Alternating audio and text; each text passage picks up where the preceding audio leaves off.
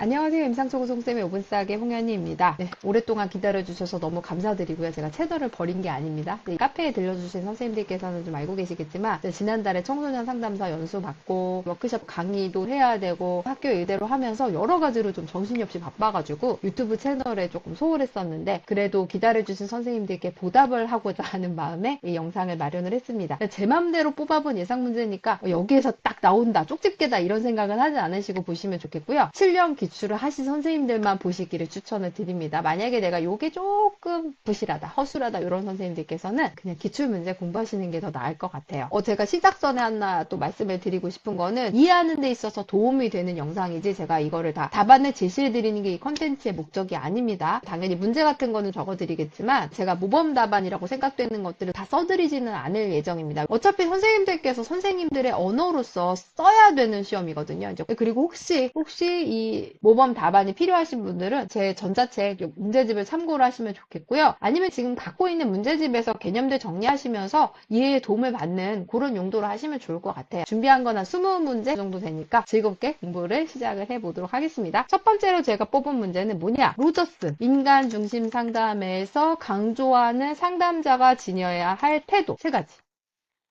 입니다. 사실 이거는 정말 단골 중에 단골이거든요. 얄롬의 집단 상담의 치료적인 요인과 더불어서 로저스 인간중심 상담에서 강조하는 상담자가 지녀야 될 태도 3가지는 반드시 알아야 되는 그런 문제고, 이와 더불어 선생님들께서 심리상담 장면에서 혹은 심리검사 장면에서 일하고 계시다면, 내담자를 대하는 일을 어떤 방식으로든 하고 계시다면 이건 우리가 지녀야 될 기본적인 태도라고 할 수 있습니다. 그런 생각을 하시면서 문제를 좀 들으시면 이해가 더 잘 되시지 않을까 싶어요. 이미 다 아실 거라고 생각을 하는데 그럼에도 불구하고 너무나도 대표적으로 우리가 지녀야 될 역량이기 때문에 말씀드립니다. 이 문제는 당연히 변별이 아니고 역량 중심의 문제에 해당합니다. 제가 전에도 말씀드렸죠. 변별은 선생님들을 떨어뜨리려고 합격률을 조정하려고 내는 문제고, 역량 중심은 뭐예요? 임상심리사 2급이라면 당연히 갖춰야 될 역량에 해당하는 게 역량 중심 문제인데, 이것은 역량 중심 문제에 해당한다는 거 다시 한번 말씀드립니다. 점점점 임상심리사 2급은 기초를 강조하는 쪽으로 가고 있어요. 이전에는 전혀 나오지 않았던 기본에 해당되는 문제들, 이 정도면 알겠지 하는 문제들이 나오고 있거든요. 그런데 우리가 거기에 대비가 되어 있지 않으면 머리로는 아는데 쓰라고 하면 또 못 쓰잖아요. 그래서 그런 문제들이 점점 나오고 있기 때문에 이거 너무 기본 개념 아니야? 이런 문제들은 더 눈여겨보셔야 돼요. 무슨 말씀인지 아시겠죠? 자, 그럼 첫 번째 태도 보겠습니다. 첫 번째는 일치성인데요. 진실성이라고 쓰셔도 되고요. 자, 이게 왜 갖춰야 되는 태도에 해당하는 거냐를 제가 말씀을 드릴게요. 인간중심 상담에서는 자기와 경험 간의 불일치가 정신병리의 원인이라고 설명을 합니다. 이게 무슨 얘기냐? 자기는 뭐예요? 자기는 자기가 생각하는 자기예요. 자기가 이렇게 돼야 된다. 이게 부모님에게서 왔을 수도 있고요. 아니면 사회적으로 바람직하다고 생각되는 인간 상들이 있겠죠. 그게 자기입니다. 그러니까 여기서 자기는 자기 상에 가깝다고 생각하시면 돼요. 자, 그러면은 경험은 뭐냐? 내 본래의 모습, 셀프에서 비롯되는 경험입니다. 예를 들어서 TCI로 제가 설명을 좀 드리면, TCI에서 자극추구, 위험회피 이런 게 있잖아요. 자극추구가 높은 사람들의 경우에는 어디든 가보고 싶고 만져보고 싶고 사보고 싶고 해봐야 된단 말이에요. 그게 본인이 느끼는 본인의 경험입니다. 이렇게 경험을 하는데 내가 바라는, 내가 되고 싶은 자기는 이런 걸 하면 안 되는 거예요. 부모님이 맨날 뭐 하지 마라, 넌 맨날 사고만 치고 다니냐, 왜 이렇게 덤벙대냐, 이런 얘기들을 들으면서 본래 내가 경험들을 억누르는 겁니다. 이렇게 자기와 경험 간의 불일치가 생기면서 점점 괴리가 벌어지게 돼요. 이거 자체가 뭐다? 정신병리의 원인이라고 보고 있습니다. 그렇기 때문에 우리 상담자들은 일치된 모습의 샘플이 돼야 되는 거예요. 상담자와 내담자의 관계에서 본받을 모습을 누구에게서 배워야 되는 거예요? 상담자로부터 배워야 되는 겁니다. 상담자는 그 일치성을 어떻게 전달하냐, 진실성을 어떻게 전달하냐, 내담자를 보면서 본인이 느꼈던 생각, 감정, 이런 것들을 그대로 내담자한테 전달하는 겁니다. 그런데 내담자한테 전달하는 방식이 공격적이어서는 안 되는 거죠. 당연히 본인의 불일치성을 깨달을 수 있는 도구와 자원으로서 일치성을 전달하셔야 되는 겁니다. 말이 쉽지 엄청 어려워요. 모델링이 되면서 내담자가 차츰 본인의 불일치성을 깨달아서 자기와 경험 간의 일치를 시켜가는 밑거름이 되도록 하는 게 뭐다? 일치성, 진실성이다. 이렇게 생각을 하시면 되고요. 그럼 두 번째는 뭐가 있냐? 무조건적 긍정 긍정적 존중과 수용이 되겠죠. 너무너무 중요하잖아요. 여기서 말하는 무조건적 긍정적 존중과 수용은 어디에 대한 거예요? 그 내담자 자체에 대한 것. 아까 말했던 그 경험, 본인의 그 셀프에서 비롯된 경험들, 그 셀프에 대한 긍정적 존중과 수용입니다. TCI를 예를 든다면 기질인 거예요. 기질을 있는 그대로 수용하는 거. 그 사람이 그냥 생긴 모습 그대로를 긍정적으로 바라봐 주는 겁니다. 아까 TCI의 자극추구를 예를 들어서 다시 말씀을 드리면, 자극추구가 높은 분들은 어떻다고 했어요? 일단 해봐야 돼요. 질러봐야 돼요. 충동성이 되게 높거든요. 팝업창처럼 막 떠오르는 일들을 해보고 싶단 말이에요. 그런 것들을 물론 조절을 해야 되겠지만, 근데 그러한 생각들이 드는 것, 그러한 감정들이 드는 것, 그러한 욕구들이 드는 거는 잘못된 게 아니에요. 그는 그로서 쓰임이 있어요. 남들은 하지 않는 분야에 대한 호기심 같은 것도 거기에 해당이 될 수 있겠고요. 해보는 실행력이 있을 수 있잖아요. 이렇게 긍정적으로 바라봐주는 시선이 필요하다는 겁니다. 그래야 내담자가 본인의 생긴 모습 그대로 존중하고 수용할 수 있어요. 수용과 체념은 다른 거 아시죠? 체념은 그냥 포기하는 거예요. 근데 여기서 말하는 건 뭐예요? 긍정적 존중이잖아요. 그가 가진 존재로서의 가치, 잠재력을 지닌 그 존재로서 긍정적으로 우리가 받아주면 그거를 본인이 내면화를 할 수 있다는 거죠. 그러니까 자기가 자기를 긍정적으로 수용할 수 있게 도와주는 게 내담자와 상담자 사이에서 일어나야 된다는 얘기입니다. 이래야 훌륭한 사람, 저래야 훌륭한 사람, 이런 것이 아니라 그냥 그를 그냥 있는 그대로의 모습을 사랑하고 존중해 주는 것이 무조건적 긍정적 존중과 수용입니다. 요거 정말 어려운데 이거는 누가 먼저 돼야 되는 거예요? 그죠? 다 상담자가 먼저 돼야 되는 거예요. 상담자 본인의 삶에서 일치된 모습을 보이지 않고 본인이 본인을 긍정적으로 존중하고 수용하지 않는데 누가 누구를 한다는 얘기예요. 그러니까 이 인간 중심 상담을 잘하려면 상담자의 인격적 성숙이 전제가 돼야 됩니다. 이 뭐 세 가지가 다 그래요. 마지막으로 어떤 게 있죠? 그렇죠. 정확한 공감적 이해입니다. 정확해야 돼요. 내담자의 렌즈로 세상을 바라봐야 됩니다. 상담자로서 그냥 상담자의 렌즈로 세상을 보는 게 아니라 내담자의 그 경험 안으로 들어가는 거죠. 내담자가 느끼고 생각하고 있는 것을 내담자의 입장에서 이해하는 거예요. 그게 정확한 공감적 이해입니다. 그래서 이게 너무너무 어렵거든요. 어려운데 이걸 해줘야 그 내담자 안에서 변화가 일어나요. 아, 이렇게 호기심이 많아도 괜찮은 거구나. 이렇게 걱정이 많아도 괜찮은 거구나. 다 괜찮거든요. 걱정이 많으면 많은 대로 장점이 있어요. 대비할 수 있잖아요. 호기심이 많으면 많은 대로 괜찮은 거예요. 그래야 새로운 영역을 다 탐색을 하죠. 요즘 같은 세상에는 호기심이 많은 게 오히려 더 적극적일 수도 있는 거예요. 네, 그렇게 공감을 해주고 그러면서 자기와 경험 간의 불일치를 줄여가는 밑거름이 되고 이 본인이 정체감의 분리가 되지 않은 상태로, 그러니까 자기랑 경험이 불일치가 심하면 아예 분리가 돼버리거든요. 이미 심각한 정신병리로 가는 거예요. 내 욕구는 욕구대로 일어나요. 얘를 누르면서 그렇다고 내가 원하는 모습에도 다가갈 수가 없어요. 그건 내가 할 수 없는 목표이기 때문에 점점점 괴로움이 심해져 가는 거죠. 그런데 이러한 정체감 분리 없이 되게 안전한 상황에서 내가 수용받는 그 경험 안에서 본인이 그냥 생긴 모습 그대로 나의 주관적 세계를 파악을 해 나가는 거죠. 이게 공감을 통해서 이루어질 수 있다. 정확한 공감이에요. 그때 내담자가 변화가 일어날 수 있다고 얘기를 하는 거기 때문에 이건 정말 중요하고 이건 시험 문제뿐만이 아니라 선생님들께서 내담자를 대하실 때 이런 태도를 지니고서 보시면 좋겠습니다. 말이 쉽지 원래 실행은 어려운 거예요. 다 어렵습니다. 하지만 우리도 그런 마음이 있는 사람들이니까. 네, 두 번째 문제는요. 정신분석적 관점에서의 전이와 역전입니다. 정신 역동적 관점, 정신 분석적 관점 이런 거는 계속해서 문제가 나오고 있거든요. 그러니까 이런 기본적인 내용은 반드시 알고 가셔야 되는 거예요. 이게 2023년도 1회차에 나오고 최근에는 좀 안 나오고 있는데 그럼에도 불구하고 기본적인 개념에 해당하기 때문에 그래서 제가 예상 문제로 한번 넣어봤습니다. 전이라는 건 뭐예요? 전이라는 거는 그 내담자가 인생 초기에 본인의 어떤 중요한 대상이겠죠? significant other라고 하는데 영어로는 그런 주요 대상, 의미 있는 대상과의 관계에서 들었던 충동이라든가 뭐 욕구라든가 감정이라든가 이게 나를 좀 위협을 하기 때문에 무의식 저편으로 내려보냈다가 내담자가 본인이 인식하지도 못한 사이에 누구한테 투사가 되는 거예요? 그렇죠. 상담자한테 투사가 되는 겁니다. 의미 있는 대상과의 관계에서 일어났던 게 투사가 되는 거예요. 이 상담자가 짜증나게 해서 짜증나는 거는 아니에요. 그건 전이가 아닙니다. 본인의 의미 있는 대상과의 관계에서 발생됐지만 나의 자아를 위협을 하기 때문에 무의식 저편으로 눌러놨던 억압됐던 것들이 나도 모르는 사이에 튀어나와서 지금 화를 낼 장면이 아닌데 상담자한테 화가 나고 섭섭할 장면이 전혀 아닌데 섭섭하고 이런 여러 가지 복합적인 감정들이 드는 게 뭐다? 전입니다. 이 전이가 일어나야지 치료적 효과가 있다고 얘기를 하는 게 정신분석적 관점이에요. 이런 치료의 기반이 되는 게 전인데 역전이는 뭐냐? 역전이는 뭘까요? 내담자가 상담자한테 느끼는 게 전입니다. 그러면 역전이는 뭐겠어요? 그쵸? 상담자가 내담자한테 느끼는 거예요. 원래는 내담 내담자가 상담자한테 느껴야 된다. 상담자가 내담자에게 본인의 그런 주요 대상, 의미 있었던 시그니피컨트 아더와 관계에서 일어났던 일들이 누구에게 투사되는 거예요? 지금 내담자한테 투사가 되는 겁니다. 그래서 선생님들께서 위협으로 생각하시고 이거 너무 안 좋은 거 아니야? 라고 생각하실 수도 있지만 역전이를 잘 분석을 하시잖아요? 그러면 치료에 엄청 효과적으로 쓰실 수 있는 자원이며 도구가 될 수 있습니다. 분석을 하셔서 왜 이런 감정들이, 이런 생각들이 이 내담자를 볼 때마다 일어나는가 분석하시면 그런 문제에 더 효과적으로 다룰 수 있는 도구를 하나 획득을 하시는 거예요. 일례로 계속해서 이 내담자가 미워요.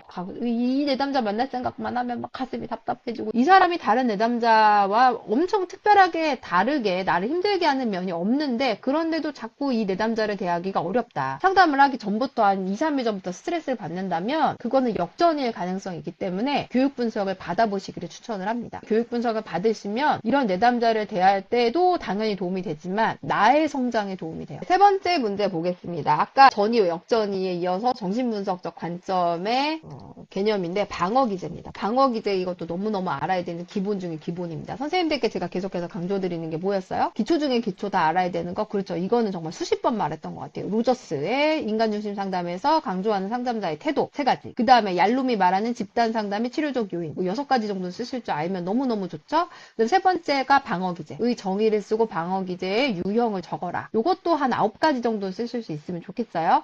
백의 인지적 왜곡도 쓰실 줄 알아야 되고, 마지막으로 뭐가 있었어요? 그쵸. 정신사회 재활의 4단계 모형 있었잖아요. 뭐 있었어요? 그쵸. 병리, 손상, 장애, 핸디캡. 요 4가지는 다 아셔야 돼요. 그래서 요거까지는 기본으로 알아야 정말 기본 중에 기본이거든요. 최다 빈출 중에 최다 빈출입니다. 요거를 모르면 우리는 시험 준비가 안 됐다, 되지 않았다고 얘기를 하는 거예요.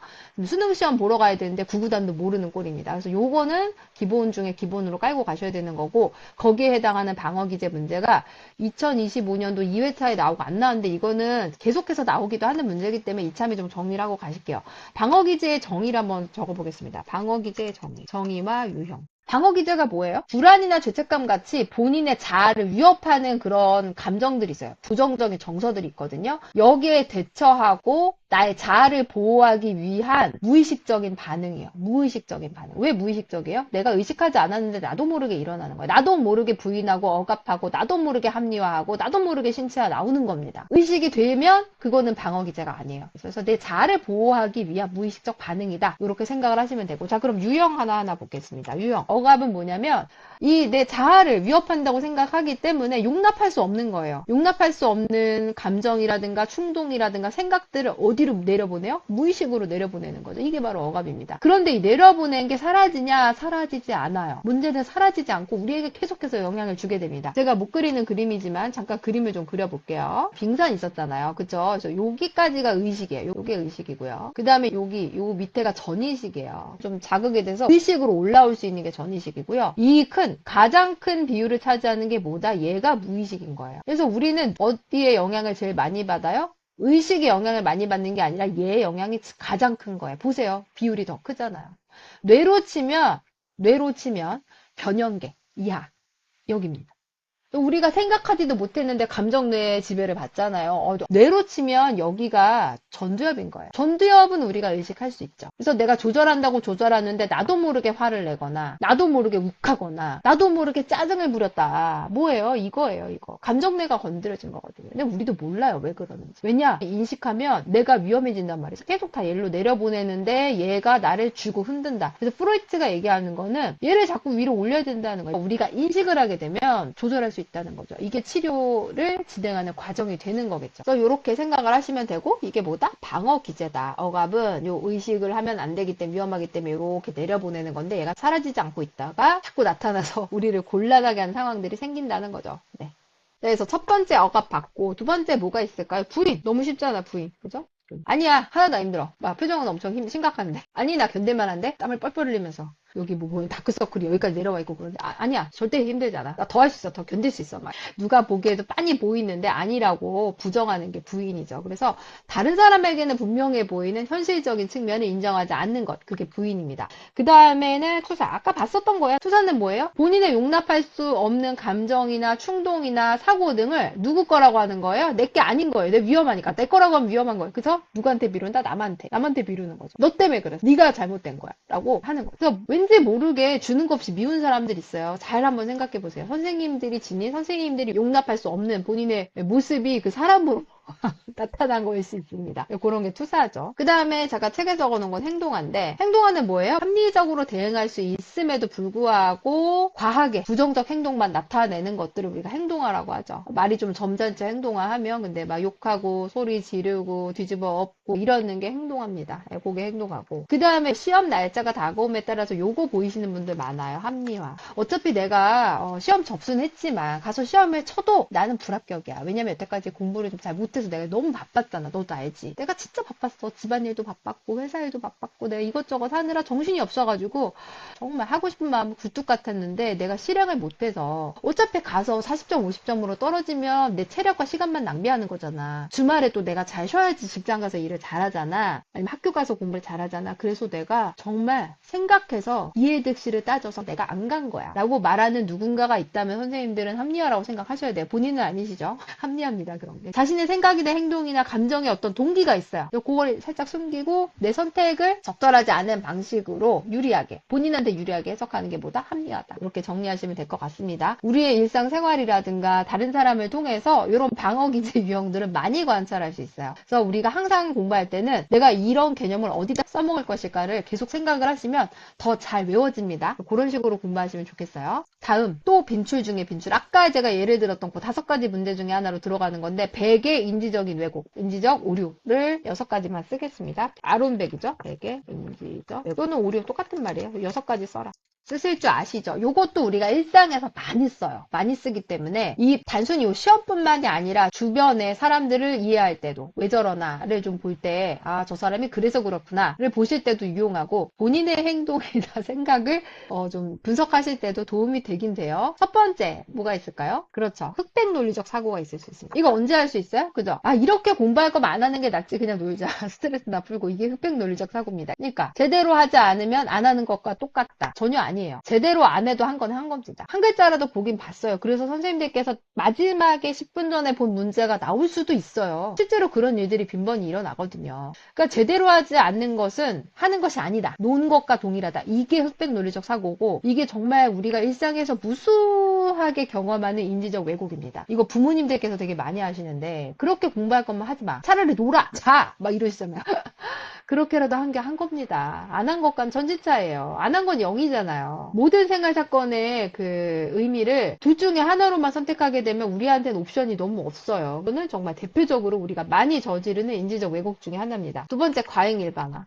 어떤 게 있죠? 그쵸? 넌 항상 이렇게 늦더라? 넌 항상 이렇게 말대꾸를 하더라? 넌 항상 내가 뭐라고 얘기하면 딴지 걸더라? 어떻게 항상 그럴 수가 있겠어요? 몇 번 안 되는 그런 사건에 근거해서 일반적인 결론을 내려요. 그 다음에 전혀 상관없는 거에도 이거 다 대입을 하는 게 뭐다? 과잉 일반화입니다. 그 다음에 정신적 여과. 제가 정신적 여과는 나올 때마다 뭐라고 했어요? 영어로 좀 보시라고 했죠. 멘탈 필터링이라고 필터 하는 거에서 다양한 여러 가지 일이 일어났는데 그 중에서 본인의 주장을 지지하는데 유리한 것만 쏙쏙쏙 뽑아가지고 본인의 주장을 지지한 증거로 사용하는 게 뭐다? 정신적 여과입니다. 그러니까 다양한 상황들이 있었는데 본인의 주장. 뭐 예를 들어서 너는 나를 별로 탐탁지 않게 생각하는 게 분명해. 내가 복사를 좀 해달라고 그랬는데 딴 얘기했지. 내가 아메리카노 마시자고 했는데 라떼가 더 좋지 않아 라고 얘기했지. 뭐 이렇게 얘기하다 보니까 또 합리적인 것 같기도 한데 전반적인 맥락을 봤을 때는 그 사람이 나를 탐탁지 않게 생각한 게 아니에요. 그런데 거기에 좀 꼬투리를 잡아서 요것을 좀 끌어다 편집을 해갖고 본인의 주장을 내세우기에 유리한 것만 끌어다 쓰는 거. 그게 뭐죠? 정신적 여과입니다. 그 다음에 네 번째는 뭐가 있죠? 그렇죠. 임의적 추론. 임의적 추론은 뭐냐면 지 맘대로 한다는 얘기예요. 임의로 한다는 게 뭐야? 본인 맘대로 자유재량에 맡긴다는 거잖아요. 그래서 본인이 말하는 것에 대해서 증거가 없어요. 심지어 증거가 있는데 반대되는데도 불구하고 억지로 우기는 거예요. 남자친구와 여자친구 서로 이제 연애하는 상황을 한번 생각을 해볼게요. 뭐 그게 둘 중에 누군지는 모르겠지만 너는 나에게 사랑이 식은 게 분명해라고 하면서 막 이렇게 잡돌이를 하는 경우가 있을 수 있어요. 근데 여태까지 데이트가 다 너무 좋았고 예를 들어서 전화를 걸면 10번의 전화가 있었다고 했을 때 6, 7번은 상대가 걸었어요. 알아. 나도 알아. 근데 이 3, 4번을 상대가 안 거는 거예요. 그런 거를 지적하면서 너는 나에 대한 사랑이 식은 것이 분명하다라는 주장을 밑받침하는 증거로 쓰는 거죠. 그게 비의미적 수로입니다. 지 맘대로 한다. 자, 그럼 다섯 번째는 뭐가 있을까? 의미 확대와 축소. 어떤 사건의 의미는 지나치게 확대해서 해석하고 어떤 사건의 의미는 지나치게 축소해서 해석하는 오류가 의미 확대 혹은 의미 축소가 되겠죠. 불행하게도 본인한테 불리한 건 과다하게 막 해석을 해요. 예를 들어 시험을 잘 봤어요. 잘 봤으면 본인이 노력해서 한 게 있을 거 아니에요. 자기가 열심히 노력해서 한 게 있을 텐데 그거는 시험이 쉽게 나왔어. 운이 좋았어. 뭐 내가 공부한 데서만 나왔어. 이런 식으로 본인한테 유리한 건 축소하고 만약에 망쳤으면은 역시 나는 안 돼. 나는 뭐 이게 인제는 틀렸어. 이렇게 해서 내 인생은 망할 거야. 이런 식으로 의미를 확대해서 해석을 하는 게 의미 확대입니다. 본인에게 불리한 건 확대하고 주로 유리한 건 축소하는 이제 그런 행태를 보이시죠. 불행하지만 마지막으로 말씀드린 건 개인한데 본인하고 전혀 상관없는 건데 본인한테 연관이 있다고 자꾸 끌어다 쓰는 거예요. 월드컵을 하고 있으면 본인이 시청하는 것과 승패는 전혀 관련이 없습니다. 전혀 관련이 없어요. 손흥민 선수가 골을 넣고 안 넣고는 선생님들께서 시청하는 것과 무관합니다. 나의 이 기운이 가서 그 먼 나라까지 가가지고 승패에 영향을 주지 않아요. 아주 대표적인 개인아 우리 우울하신 분들이 하는 거는 길을 걸어갔는데 누군가가 푸스스 하고 웃었어요. 근데 유튜브 영상 보고 웃었거나 아니면은 이어폰 끼고 그냥 웃었을 수 있어요. 그냥. 근데 나를 비웃는 것이 분명하다. 내가 얼마나 형편없고 보잘것없는 사람이면 지나가는 사람마저 나를 비웃는가 하면서 전혀 상관없는 것을 자기를 비난하거나 비하하는데 끌어다 써요. 그게 바로 개인화입니다. 그렇게 대표적인 인지적 오류 6가지 있고 이게 되게 많거든요. 많은 다양한 것들을 선생님들께서 사용을 하셨으면 좋겠습니다. 이거는 뭐 9가지 쓰라고 해도 쓰실 수 있어야 돼요. 우리가 정말 써먹을 때가 많기 때문에. 다음 문제 보겠습니다. 다음 문제는 인지적 상담의 도구인데 소크라테스식 질문법 특징 3가지 하고 예시 뭐 2가지 이상. 2가지 이상으로 하시면 좋겠죠. 방금 한 것도 인지적 왜곡 이게 100이 쓴 거잖아요. 이 소크라테스식 질문법도 100이 사용을 한 거기 때문에 좀 연결해서 같이 공부를 해보도록 하겠습니다. 인지적 상담을 근데 생각하실 때 가장 중요한 거는 인지적 상담이 되게 효과적이긴 해요. 그 사람의 어떤 그 생각하는 스키마, 틀 자체가 잘못됐을 때, 그러니까 해석이 잘못됐을 때 상황은 우리가 바꿀 수 없지만 해석은 바꿀 수 있잖아요. 이 해석에 따라서 이 사람의 감정이나 사고가 많이 달라지기 때문에 인지적 상담에서 중요하게 생각하는 그 인지적인 해석입니다. 그래서 이 사람이 해석의 틀이 잘못되었으면 우리가 교정을 해주는데 중점을 두거든요. 그런데 인지적 상담을 사용을 하신다면 주의해야 될 점이 있어요. 대전제가 이런 것이 맞는 내담자가 따로 있어요. 감정적으로 엄청 호소하거나 공감적으로 막 따뜻한 거를 바라는 내담자가 있을 수 있잖아요. 그게 치료적인 내담자 분들이 계시거든요. 그런 분들한테 분석적으로 지적해줘봤자 소용이 없습니다. 괜히 좀 잡돌이 당하는 느낌만 받으실 수 있고 형사 취조 당하는 느낌 받으실 수 있거든요. 그러니까 내담자의 특성을 좀 잘 파악을 하시고 여러 가지 도구를 우리가 갖고 있는 건 너무너무 중요한데 내담자한테 맞는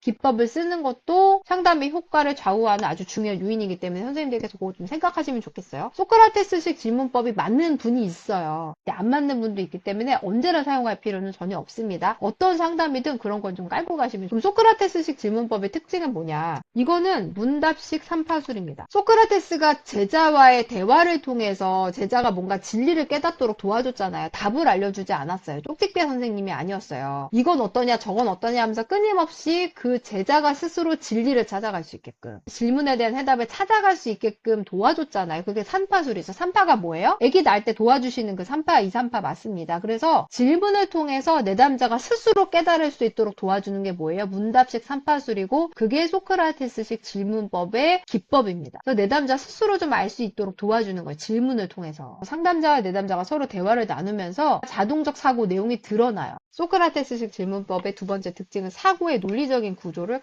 가정한다는 특징이 있습니다. 무슨 말이냐면 제일 표면에 나와 있는 거 뭐예요? 여기 표면에 나와 있는 게 이게 자동적 사고예요. 자동적. 나도 모르게 화가 나는 이제 이런 해석들이 있거든요. 그게 자동적 사고입니다. 자동적 사고가 있고 밑에는 이제 중간 신념이 있어요. 그 다음에 더 밑으로 내려가면 핵심 신념이 있어요. 이거를 질문을 통해서 여기까지 도달하게 하는 거죠. 더 깊은 수준의 왜곡인 요 핵심 신념까지도 통찰하게 도와주는 게 뭐다? 그렇죠. 소크라테스식 질문법이다. 그렇게 생각을 하시면 됩니다. 자, 그리고 세 번째는 상담자가 질문하고 내담자가 대답하는 이 과정을 통해서 본인이 스스로 깨달아간다. 그래서 요게 아주 중요한 특징인 거죠. 요게 강점입니다. 그러면 질문 유형의 예시를 한번 들어볼게요. 첫 번째는 논리적 논박이 있을 수 있습니다. 논리적 논박. 논리적 논박이라는 건 뭐예요? 네 말이 지금 맞냐? 사리에 맞냐? 이 얘기예요. 논리적 논박. 그리고 두 번째는 뭐예요? 경험적 논박이 있습니다. 경험적이라는 건 뭐예요? 심리나 사회과학 장면에서 경험적이라고 하면은 우리가 경험했다, 뭘 했다, 안 했다 그런 것도 있을 수 있겠지만은 숫자로 증명이 되냐 이 얘기입니다. 데이터로 증명할 수 있냐 이 얘기예요. 증거가 어딨냐 이 얘기입니다. 지금 그렇게 말씀하셨는데 증거가 뭐죠? 라고 물어보는 겁니다. 그 신념의 증거는 뭐예요? 라고 물어보는 게 뭐다? 그렇죠. 경험적인 논박입니다. 대안적 논박이 있어요. 대안적 논박. 대안적 논박은 뭐냐면 더 적응적이고 유연한 대안은 뭐냐라고 물어보는 겁니다. 당신의 삶이 조금 더 행복해지기 위해서 더 합리적인 신념은 없냐? 이걸 물어보는 거예요. 대안에 대해서 물어보는 게 대안적 논박이고 뭐 당연히 그러겠죠. 그 다음에 실용적, 기능적 논박이 있습니다.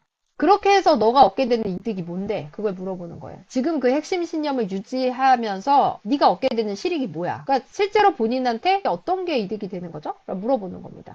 그러한 신념이 당신이 행복하게 사는데 어떤 도움을 주나요? 라고 물어보는 게 실용적, 기능적 논박입니다. 그 다음에 철학적 논박이 있어요. 그런 신념이 당신한테 의미하는 게 뭐죠? 그래서 진짜 중요한 게 뭐냐? 행복한 삶을 원한다면 그 신념이 행복하게 사는데 도움이 되는 그런 가치를 지녀야 되는 건데 그게 맞냐는 거예요. 진짜 중요한 게 뭐냐라고 묻는 거죠. 진짜 중요한 게 뭐냐? 그게 철학적 논박입니다. 이렇게 5가지가 있는데 2가지 정도는 좀 쓰실 수 있으면 좋겠습니다. 이어서 주의점을 좀 볼게요.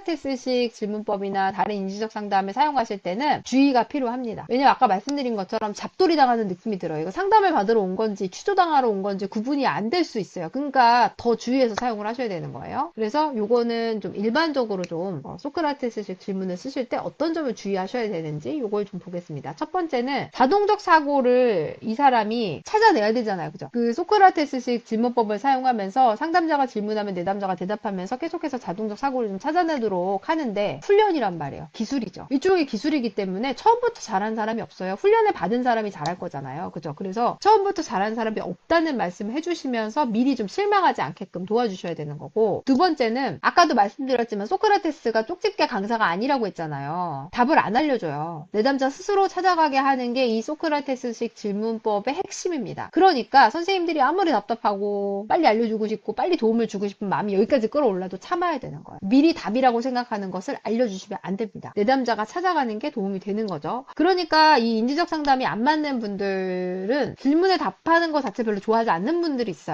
학력 수준이 좀 많이 낮으시거나 지능이 평균보다 좀 더 많이 유의미하게 낮으신 분들한테는 인지적 상담 쓰시면 안 됩니다. 본인 스스로 답을 도출해낼 수가 없기 때문에 그렇습니다. 자, 그리고 마지막으로 하나 더 말씀드리면 내담자에게 자동적 사고를 찾는 걸 과제로 내주긴 하지만 어렵다는 걸 알려주셔야 돼요. 아까 말씀드린 것처럼 자동적 사고를 찾아내는 건 훈련의 결과라고 했었잖아요. 반복된 훈련의 결과로서 잘 찾을 수 있는 거기 때문에 찾기가 처음엔 너무 힘듭니다. 그러니까 미리 좀 말씀해 주셔서 실망하지 않도록 하고 이 과제 자체를 할 수 있는 만큼만 내주셔야 돼요. 저는 내담자한테 물어봅니다. 원래 선생님들도 물어보셔야 되는 거 맞죠? 그죠? 과제를 내주실 땐 내담자한테 물어보셔서 어느 정도면 좀 충분히 해오실 수 있을까요? 라고 먼저 물어보시고 내담자가 예를 들어서 제가 이번 주는 자동적 사고로 한 3개 정도를 찾아올 수 있을 것 같습니다. 라고 말씀을 하셔도 선생님들께서 깎아주셔야 돼요. 본인이 말하는 것보다 훨씬 더 깎아서 하나 정도는 해오실 수 있을까요? 그리고 그마저도 혹시 잊어먹고 안 해왔다고 할 수 있어요. 이게 뭐 저학인지 진짜 바빠서인지는 모르겠지만 그러면 그냥 저랑 다음 주 상담에서 하시면 돼요. 라고 말씀을 하시면 됩니다. 그래서 좀 최대한 좀 부담을 덜어주셔야 되고 할 수 있는 만큼만 과제를 내주시는 거 정말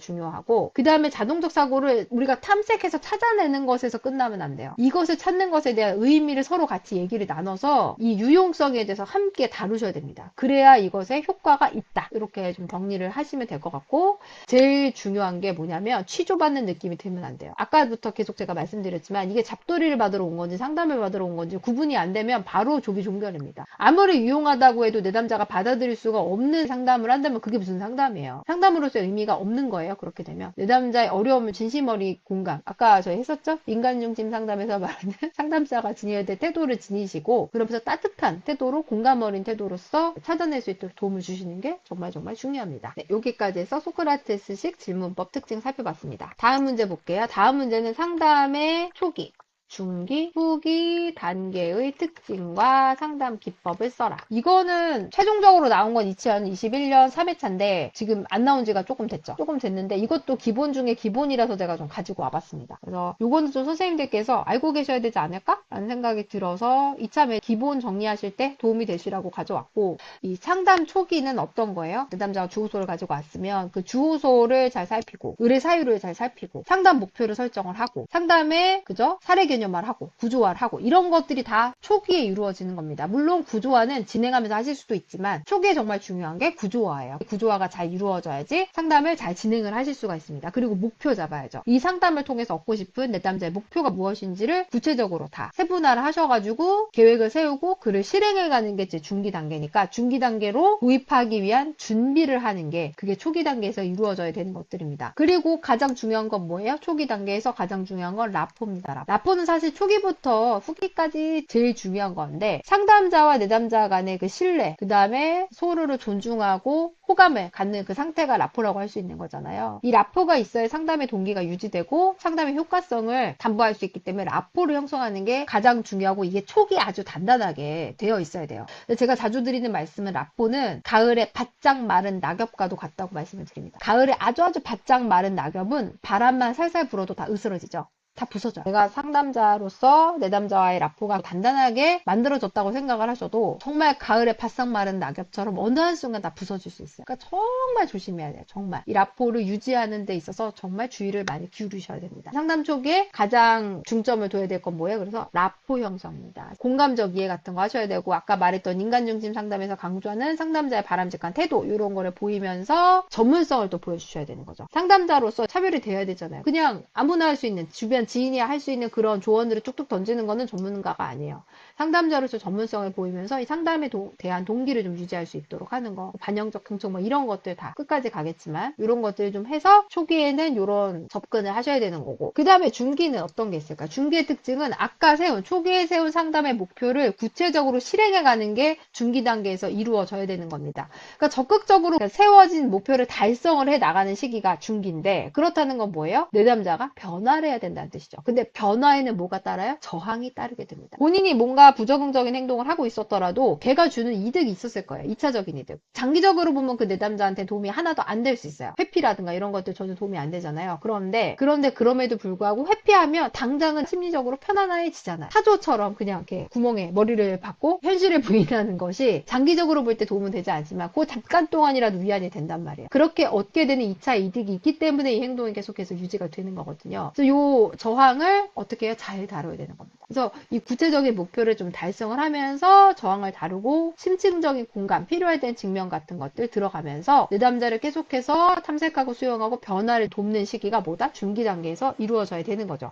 마지막으로 후기 단계는 뭐예요? 모든 그 전 과정을 통합하는 단계죠. 종결로 가기 전에 이 상담의 성과들을 살펴보고 내담자 종결 시점을 정하고 이 상담의 마무리를 잘하는 단계가 후기 단계입니다. 상담 과정을 통해서 얼마나 이 내담자가 변화했는가를 좀 짚어봐야 되고 상담 성과를 좀 평가하는 그런 것들 보여야 되겠죠. 그리고 종결 시점 논의해서 종결을 잘할 수 있도록 그리고 내담자 스스로가 본인의 문제를 얼마나 해결을 잘할 수 있는지 문제 해결력을 좀 다져주시고 그리고 재발 가능성도 언급하셔야 돼요. 이게 하루아침에 그렇게 무자른 듯이 딱 하고 해결되는 문제가 세상에 어디 있겠습니까? 그런 것들을 좀 말씀하시면서 다시 비슷한 문제로 어려움을 겪으실 수 있지만 지금 충분히 좀 스스로 하실 수 있는 상태라고 생각을 해서 이제 종결을 하는 건데 그럼에도 불구하고 도움이 필요하다면 언제든 다시 상담할 수 있다고 말씀을 해주셔야 돼요. 언제든 다시 찾아와라. 추수 상담 같은 거를 안내하시는 게 후기 단계다. 이런 식으로 상담의 초기, 중기, 후기를 정리하시면 될 것 같습니다. 다음 문제는요. 2026년도 1회차 지난번 문제에서는 돼지와 형이 나왔어요. 이번엔 제가 사슴과 아버지를 가지고 왔습니다. 문제 모르시는 분들은 돼지랑 형 이게 무슨 말이야 하실 수 있는데 제가 설명드릴게요. 사슴과 아버지는 동일한 문제고 이 내담자가 악몽을 꾸게 되거든요. 이 돼지랑 형은 뭐냐면 이 내담자가 군대를 제대한 지가 되게 오래됐는데 다시 군대에 있는 꿈을 꿨다 이렇게 얘기해요. 남자분들이 꾸는 되게 흔한 악몽 중 하나라고 하더라고요. 근데 가서 취사병이 된 거예요. 돼지를 잡으라는 명령을 받은 거죠. 나는 너무너무 죽이기 싫은데 돼지를 잡으라고 하니까 취사병이니까 잡긴 잡아야 되니까 칼을 억지로 해서 돼지를 잡았는데 이 돼지가 고개를 돌려보니 형이었더라. 끔찍한 악몽이죠. 사슴과 아버지는 뭐냐면 아버지랑 사냥을 간 거예요. 사냥을 갔는데 총을 쐈어요. 사슴인 줄 알고 총을 쐈는데 피를 흘리고 쓰러져서 있는 걸 보니까 가서 보니 아버지더라. 이게 사슴과 아버지 꿈입니다. 요런 꿈을 꾼 내담자가 얼마나 식은땀이 났겠어요. 진짜 악몽이죠. 깜짝 놀라서 일어나고 뭐 등에는 식은땀이 줄줄 흐르고 이런 얘기들 한단 말이에요. 이때 상담자가 내담자한테 보일 수 있는 반영, 명료와 직면 해석을 써라. 또는 상담자의 반응이 나오고 이 반응은 어디에 해당하는 거냐 써라. 이게 이 문제의 핵심입니다. 이렇게만 쓰시면 돼요. 지난번에 2026년도 1회 차에 돼지와 형이 나왔기 때문에 혹시 사슴과 아버지가 나오지 않을까 해서 제가 문제를 좀 갖고 왔는데, 예를 들어서 상담자가 당신은 지난밤 꿈으로 인해서 정말 많이 놀라셨군요 라고 했어요. 그럼 뭐예요? 이게 반영이죠. 많이 놀랐다고 했잖아요. 너무 깜짝 놀랐고 꿈에서 깼는데도 등에서는 식은땀이 줄줄 흐르고 그랬어요. 그렇게 말했다고 했을 때 지난밤 꿈으로 인해서 많이 놀랐겠군요. 반영입니다. 그 다음에 또 어떤 반응을 할 수 있냐? 황당하고 두려웠다고 이 내담자가 말을 하거든요. 황당하고 두려웠다는 거는 구체적으로 어떤 의미인가요? 라고 명료화를 우리가 해줄 수 있습니다. 그 다음에 사슴 아버지라고 했었잖아요. 사슴인 줄 알고 총을 쐈는데 본이 아버지였다. 얼마나 놀랬겠어요. 그죠? 근데 이게 뭔가 너의 무의식적인 게 여기서 꿈에 나타난 거 아니냐? 이제 그런 말을 좀 해주는 거죠. 평소 아버지를 좀 미워했던 거 아닌가요? 이게 직면입니다. 여기서부터 우리가 이게 문제니까 하는 건데, 이런 식으로 직면하시면 바로 종결해요. 그래서 좀 조심스럽게 하셔야 되는데, 문제니까 명확해야 되잖아요, 문제는. 그래서 이렇게 나오면 직면이라고 쓰시면 되고, 그 다음에 아버지에 대한 적개심이 방아쇠를 당기게 만든 게 아닐까요? 뭐예요? 그쵸, 해석입니다. 이런 식으로 문제가 나올 수 있다는 거 생각을 하시면 좋을 것 같아요. 그 다음에 상담 기법에 또 관련된 문제 하나 더 볼게요. 다음 문제는 생산적 경청을 가져왔어요. 생산적 경청의 방법, 구체적 방법 5가지 써라. 생산적 경청이라는 건 뭐예요? 좋은 경청이란 뜻입니다. 그래서 이 경청을 잘 해도 정말 치료 효과가 크게 나오죠. 그래서 생산적 경청을 하는 구체적인 방법을 선생님들께서는 아셔야 돼요. 왜냐? 우리가 써먹어야 되니까. 첫 번째로 주의를 기울여야 될 거는 언어적 표현뿐만 아니라 비언어적 표현에 주의를 기울이셔야 됩니다. 우리가 말로 하는 언어적인 표현은 조절을 할 수가 있잖아요. 아까 그 프로이트의 빙산 보여드렸던 것처럼 의식적인 수준에 머무르는 게 언어적 표현이라면 나머지는 비언어적 표현일 수 있어요. 이거는 조절이 어려워요. 비자의적이다. 자의로 조절이 어렵다는 거예요. 나도 모르게 표정이 나오고, 나도 모르게 태도가 뭐 방어적으로 나오고 이러거든요. 뭐 손을 막 비비적거린다던가, 발을 꼼지락거린다던가, 식은땀이 난다던가. 선생님들 중에서 혹시 식은땀을 나에게 흘리라고 명령을 내려서 식은땀이 나게 할 수 있는 분 계세요? 없잖아요. 없잖아요. 나도 모르게 막 등이 축축해진다던가. 이거는 내가 어떻게 할 수가 없어요. 그러니까 이런 비언어적인 표현은 숨길 수가 없기 때문에 실제로 이 내담자의 언어적 표현에도 주의를 기울이셔야 되지만, 이 언어적인 표현과 나타나는 비언어적인 표현이 일치하는지 혹은 일치하지 않는지에도 우리는 주의를 기울여야 된다. 비언어적인 표현도 들으셔야 되는 거예요. 언어적 표현도 듣지만 비언어적인 표현도 우리는 잘 들어줘야 되는 겁니다. 두 번째는 내담자의 말을 들을 때는 어떤 문제나 사건에 관련된 사실적인 정보도 당연히 들으셔야 되는데, 사실적 정보 플러스 뭘 들어야 돼? 해석을 잘 들어야 돼. 이 사람이 어떻게 해석하고 있는가, 주관적 반응이 되겠죠. 이런 것들을 잘 주의해서 파악을 하셔야 돼요.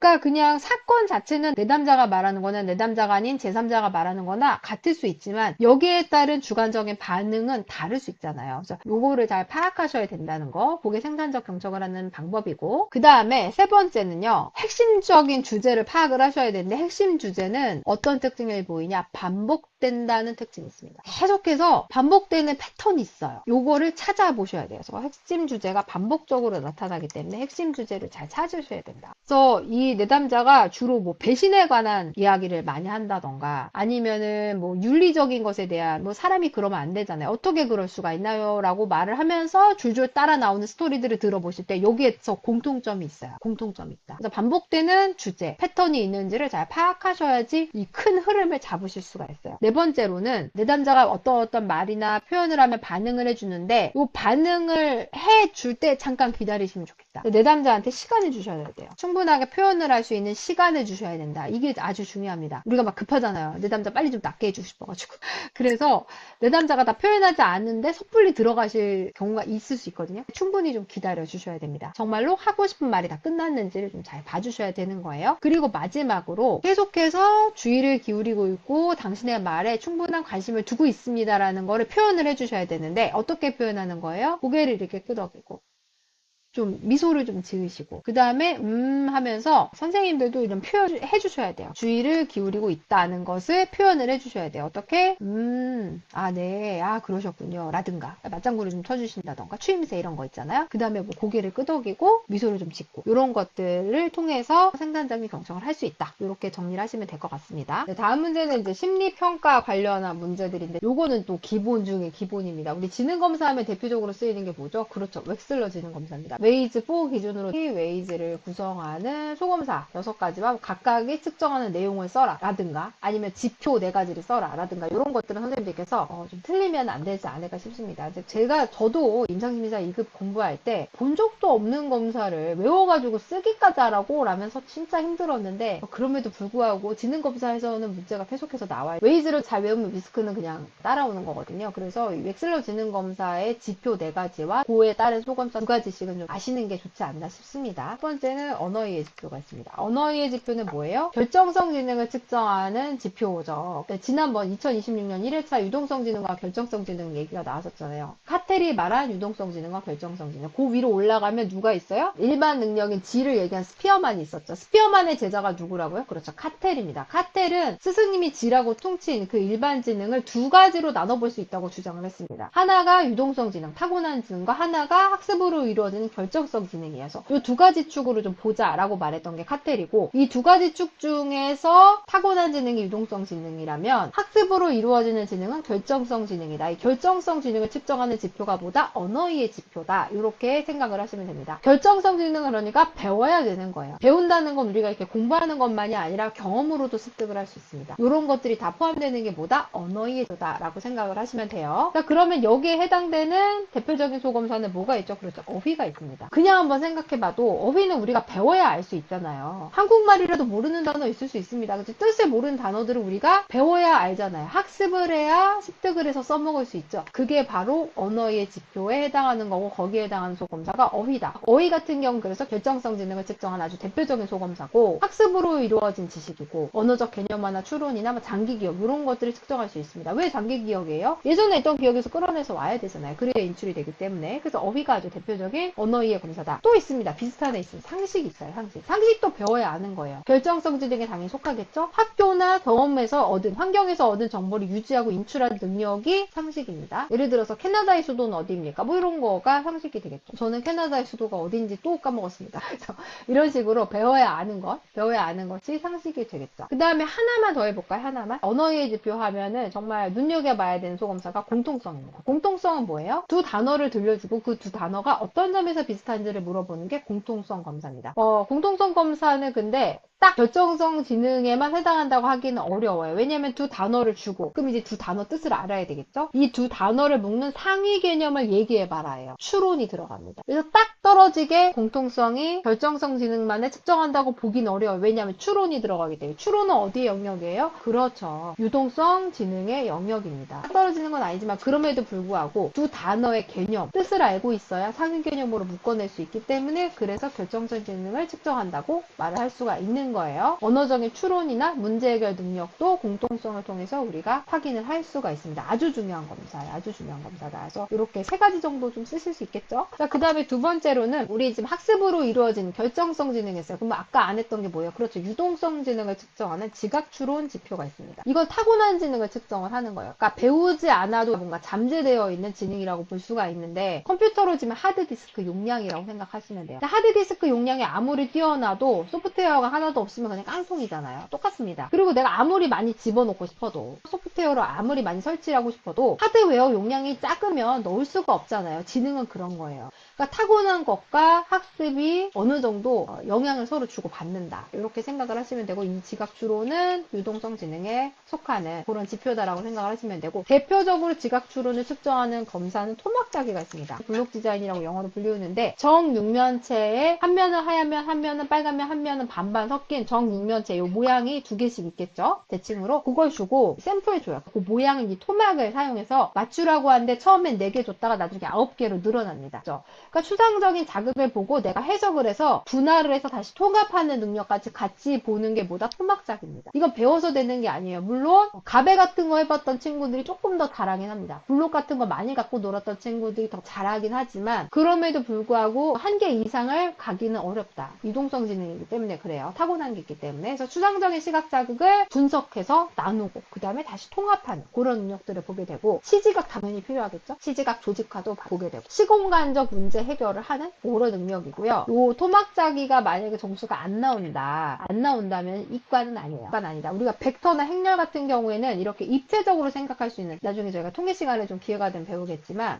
x랑 y가 있을 때 x가 하나만 존재하는 게 아니라 여러 x가 존재할 수 있는 게 행렬이잖아요. 이런 게 머릿속으로 안 서요. 미분 적분 개념이 안 들어가요. 토막자기는 이제 그러한 것들을 구축할 수 있는데 도움이 되는 그런 능력을 측정하는 소검사이기 때문에 만약에 토막자기가 조금 낮다, 점수가 평균 이하다라고 하면 이과는 아니다. 우리가 그걸 좀 제껴줘도 된다 이 얘기입니다. 세상에 이과만 먹고 살라는 법은 없잖아요. 그러니까 고기가 조금 부족하다면 얘를 가르치면 되지 않을까요? 가르치면 되긴 되는데 어느 정도 이상 올라가긴 조금 어렵다. 그걸 전공을 해서 하면은 그 전공에서 너무 힘든 경우를 많이 봤어요. 제가. 그래서 토막자기는 그렇게 좀 사용을 할 수가 있고 시각 운동 협응도 당연히 볼 수가 있겠죠. 왜냐면 눈으로 본 자극을 입체적인 토막을 갖고 만들어야 되니까. 그 다음에 하나 더 볼 수 있는 게 행렬 추론입니다. 행렬 추론, 행렬 추리. 행렬 추리는 뭐예요? 위스크 행렬 추리라고 번역을 했고 웨이즈에서 행렬 추론으로 번역을 했는데 매트릭스 리즈닝에서 똑같습니다. 영어는 똑같은데 들여온 분이 번역을 조금 다르게 해서 단어가 달라진 거지 똑같은 검사예요. 그래서 이 패턴을 보고 이 뒤에 뭐가 올까를 보는 겁니다. 추론의 영역인 거죠. 예를 들어서 세모, 네모, 세모, 네모가 있으면 다음에 뭐가 올까요? 세모가 오잖아요. 이런 식으로 비언어적인 규칙을 발견하고 이후에 문제 해결에 적용을 하는 것이 행렬 추론입니다. 토막자기와 다른 건 뭐냐면 토막자기는 내가 평면에 놓여있는 자극을 보고 시각 자극을 보고 입체를 구현을 하는 게 토막자기라면 행렬 추론은 그냥 이 평면에 그 놓여있는 문제를 보고 그 안에서 푸는 거예요. 머릿속에서만 일어나는 거예요. 그게 다른 겁니다. 평면에서만 일어난다는 거. 또 비언어적인 추론 능력 당연히 저희가 측정을 할 수 있고 유동성 지능에 해당하는 대표적인 그런 검사입니다. 그리고 시각 자극을 분석하고 통합하고 뭐 공간 시각화, 시각적 조직화 이런 것들도 당연히 필요한 게 행렬 추론이죠. 여기까지 해서 우리가 또 지각 추론 소검사 두 가지 대표적인 거 살펴봤고 그 다음에 뭐가 있어요? 그렇죠. 작업기억이 있습니다. 네, 이 작업기억이라는 건 뭐예요? 컴퓨터로 치면 메모리인데 어떤 과제를 하는 데 있어서 장기기억을 끌어와서 현재 입력되는 정보가 있고 문제 해결에 쓰는 것을 작업기억이라고 합니다. 이 작업기억에 해당하는 소검사는 대표적으로 숫자가 있습니다. 숫자는 영어로는 이제 디지스펜이라고 하는데 검사자가 숫자를 불러주면 그대로 숫자를 불러준 그 순서대로 그대로 하는 게 있고 그 다음에 불러준 순서와 거꾸로 하는 게 있고 그 다음에 숫자의 순서대로 하는 게 있습니다. 이런 것들을 통해서 숫자를 배열하는 능력을 보게 되는 거겠죠. 당연히 그쵸? 계열화 이런 것들을 보게 되는 것이 숫자입니다. 당연히 주의 집중력도 보게 되는 거겠죠. 그러니까 주의 집중이 어려운 분들은 숫자를 잘 못합니다. ADHD 주의가 산만하다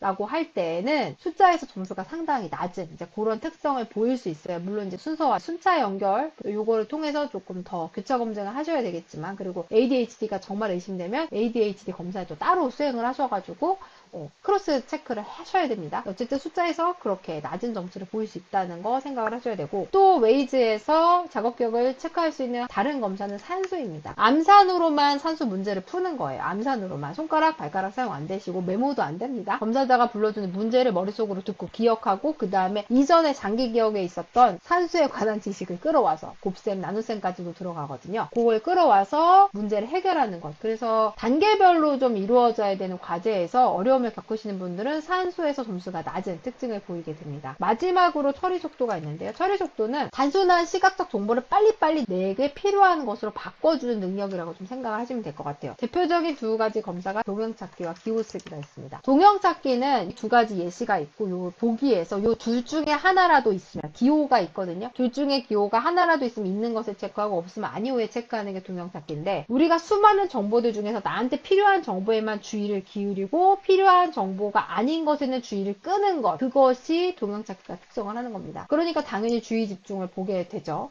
그 다음에 단기 기억도 당연히 보게 됩니다. 시각운동 처리 속도도 보게 되는 거죠. 왜냐면 체크를 해야 되는 거니까 눈으로 봐서 손으로 체크하는 거라서 시각운동 처리 속도 같은 거 보게 되고 협응도 좀 보게 되고 그죠? 그 다음에 인지적 유연성도 당연히 보게 됩니다. 그 다음에 기호 쓰기는 어떤 거냐면 숫자가 있고 숫자 아래 기호가 있거든요. 그런데 밑에는 숫자만 있어요. 그러니까 해당하는 기호들을 내가 이렇게 보고서 적는 건데 빠르고 정확하게 옮겨야 되는 거죠. 당연히 인지적 유연성이 들어가게 됩니다. 왜냐면 숫자랑 기호가 연결돼서 짝꿍 협응이라는 걸 내가 생각을 해야 되는 거잖아요. 인지적 유연성이 있어야 이걸 적용을 시킬 수 있고, 시각, 운동, 협응 당연하게 들어가죠. 그 다음 단기 기억 당연히 들어갑니다. 그 다음에 주의 유지를 필요로 하기 때문에 주의력이 당연히 측정이 되게 되고, 동기도 측정할 수 있는 동기. 그래서 동기가 많이 떨어져 있으신 분들, 특히 이제 우울로 좀 힘들어 하신 분들은 기후쓰기에서 점수가 상당히 낮아요. 왜냐면 동기가 없기 때문에. 그래서 이런 것들을 우리가 볼 수 있다. 요 정도는 좀 쓸 수 있어야 되지 않을까 싶은데요. 제가 지금 해놓은 거 보면은 9개잖아요. 9개 정도는 그래도 좀 쓰실 수 있지 않나 싶습니다. 하나만 더 해볼까요? 10개? 네, 순서화. 순서화는 뭐냐면 숫자랑 글자랑 섞어서 불러주고, 숫자는 숫자의 순서대로 앞에, 글자는 글자의 순서대로 뒤에 배치하는 거예요. 배치니까 계열화 기술이 당연히 필요하게 되겠죠. 그죠? 계열화 볼 수 있고, 주의력,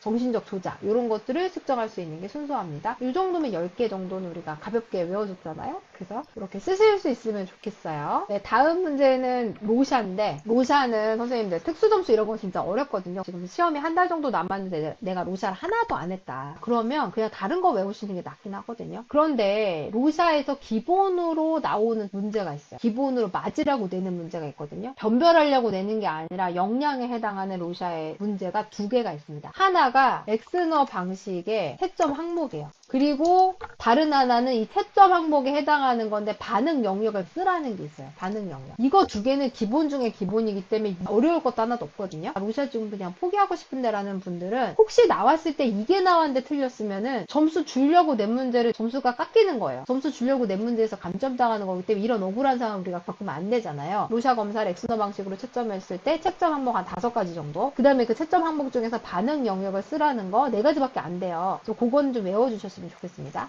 로샤를요, 선생님들께서 그냥 어렵다고 생각하시고 자꾸 제끼려고 하시는데, 그러면 이런 기본적인 문제들을 틀려버리는 거예요. 그래서 놓치면 너무너무 아깝거든요. 근데 로샤 검사는, 검사 자체는 어려울 게 없어요. 해석이 우리가 쥐가 나는 거지.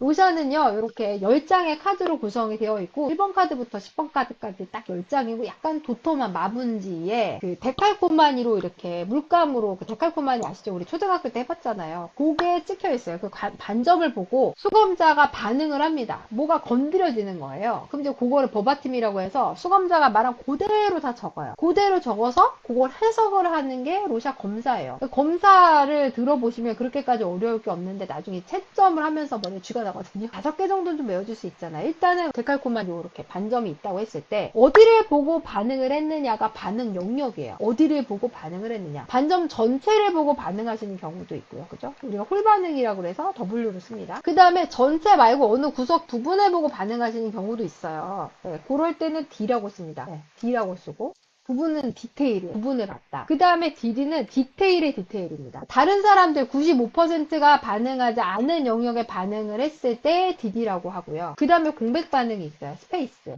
공백을 껴서 반응을 하는 경우가 있어요. 흰 부분이 있거든요. 다 찍히지 않고 중간에 공백이 있어요. 이 공백까지 같이 포함해서 반응하는 게 S입니다. 그래서 이 공백 반응은 단독으로는 채점을 할 수가 없어요. 왜냐면은 공백만 보고 반응하는 사람이 없잖아요. 반점을 보고 반응을 하는 건데, 반점을 볼 때 공백까지 인식해서 반응을 할 때는 S를 한다. 어떻게 채점을 하냐면 반점의 전체를 보고 반응을 했는데 공백을 껴서 했으면 WS라고 표기를 하고, 부분 반응을 했는데 부분 반응에다가 공백을 껴서 반응을 했으면 DS가 되고, 그 다음에 디테일의 디테일이라고 했죠? 그러니까 요 반응을 했는데 공백을 껴서 했으면 DDS. 이런 식으로 채점을 하게 되는 거예요. 하나도 어렵지 않죠? 우리 반응 영역까지 끝난 거예요, 그럼. 이걸 왜 틀려요? 이거 틀리면 너무 억울한 겁니다. 자, 그러면 2번째 보겠습니다. 2번째는 발달 질을 보게 돼요. 발달 질. 질이 어떠냐, 반응의 질이 어떠냐, 이 얘기예요. 그래서 이 반점에 분리된 부분을 서로 관련이 있는 것으로 지각을 하고 거기에 따라서 반응을 했으면 발달질이 플러스가 되는 거고, 그냥 한 부분 형태만 인식해서 반응을 했다. 그러면 그냥 오디너리니까 O가 됩니다. 그리고 모호한 반응을 하는 경우가 있거든요. 형태가 구체적인 형태가 없는 경우가 있어요. 연기라든가 구름이라든가 이런 거는 구체적으로 정해진 모양이 없잖아요. 그런 거 할 때는 우리가 모호 반응이라고 하는데, 모호 반응 중에서도 분리된 모호 반응 2개를 연관지어서 서로 관련이 있는 것으로 반응을 했다면 그거는 V 플러스 반응이 됩니다. 그렇게 약간 발달질을 4가지의 항목으로 우리가 채점을 할 수가 있어요. 그 다음에 아주 중요한 거, 로샤 채점에서 가장 중요하고 가장 어려운 게 결정인입니다. 결정인은 뭐냐면 왜 이 반응을 하게 됐느냐는 거예요. 왜 이 반응을 하게 됐냐, 모양 때문에 그랬냐, 아니면 움직임을 여기서 지각을 했는가. 움직임이라는 건 이 카드 반점을 움직이는 것으로 지각했다가 아니라, 예를 예를 들어서 이 사람이 움직이는 거 흔들흔들 한다고 했을 때 이런 표시 있으면 아 얘가 흔들리고 있다는 걸 표시했구나라고 우리가 인식을 하죠. 마찬가지예요. 반점의 어떤 특징 때문에 얘가 움직이고 있는 거, 뭐 춤을 춘다든가 뭘 들어 올리고 있다든가 걸어가고 있다든가 이런 움직임을 지각을 했을 때 우리가 운동 반응이라고 하거든요. 요것 때문에 반응을 하게 됐냐, 요게 운동 반응입니다. 또 어떤 게 있어요? 색깔 때문에 그렇게 봤냐, 무채색이 때문에 봤냐, 유채색 색깔이 있는 것 때문에 그렇게 봤냐, 아니면은 명암 때문에 그렇게 반응을 했냐, 이런 것 때문에 본 것을 이것 때문에 어떤 반응을 하게 됐을 때 우리가 결정인이라고 합니다. 어렵지 않잖아요. 어렵지 않죠? 그 다음에 형태질이 있습니다. 형태질, 폼 퀄리티라고 하는데 뭐냐면은 이 사람의 반응이 적절하냐는 거예요. 반점의 특징에 미루어 봤을 때 이 사람의 반응이 적절해서 검사자로서 내가 이해가 잘 가냐는 거예요. 어떤 반점을 보고 원숭이라고 했어요. 근데 누가 봐도 이건 원숭이로 봐요. 그러면은 그건 형태질이 괜찮은 거예요. 여기서 더 나아가서 막 사진처럼 뭐 원숭이 막 수염이 이렇게 났고 여기가 뭐 원숭이 얼굴인데 여기는 하얀 털이고 이쪽은 뭐 조금 덜 하얀 털이고 뭐 눈이 반짝이고 뭐 이런 식으로 상세하게 하는 건 플러스로 채점을 하게 되고, 그냥 봤을 때 원숭이라는 게 이해가 안 가는데 이 사람의 설명을 들으니까 원숭이라고 이해가 가는 게 있단 말이에요. 이것도 다 프로토콜이 있어요. 있는 걸로 채점을 하면 되니까 그때는 그 다음에 아무리 봐도 이건 도대체가 이 반점의 특징과 이 사람의 반응이 맞지 않는 경우가 있을 때는 형태질 마이너스가 되는 겁니다. 어려울 거 하나도 없으시죠? 마지막으로 반응 내용이 있잖아요. 반응 내용. 이게 사람이냐, 동물이냐, 사람도 부분이냐, 그 다음에 동물도 동물의 부분이냐, 뭐 엑스레이냐, 피냐, 여러 가지 정말 많습니다. 27가지 정도 됐는데 제가 여기다 다 나열하진 않을게요. 이렇게 반응 내용까지 해서 이렇게 5가지가 이것만 쓰면 돼요. 5개 지금 더 쓸 필요도 없어요. 제가 쓴 이것만 쓰면 돼요. 뭐가 어려워? 이걸 왜 틀리냐고. 틀릴 이유가 하나도 없는 겁니다. 그래서 요거는 기본 중에 기본이기 때문에 요거까지는 좀 알고 가시는 게 좋을 것 같아요. 네, 그 다음 문제는 심리평가의 최종 보고서, 종합심리평가 보고서를 작성했을 때 일반적으로 포함해야 되는 내용 5가지를 적어라요. 그래서 심리평가 보고서 항목.